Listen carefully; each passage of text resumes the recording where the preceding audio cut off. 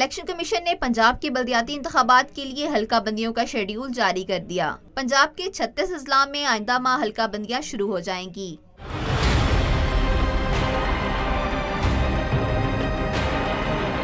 Election commission की notification के मुताबिक कमेटियां 6 जुलाई से 25 जुलाई तक नक्शाजात हासिल करेंगी, जबकि 20 अगस्त तक हल्का बंदियों की इब्तदाई फहरिस्तें तैयार करके 21 अगस्त तक जारी की जाएंगी।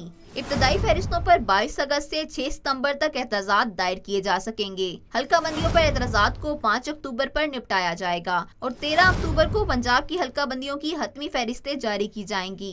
आइंदा माह से पंजाब भर में 25,000 से जायद नेबरहुड और विलेज कौंसिल की हल्का बंदियां की जाएंगी।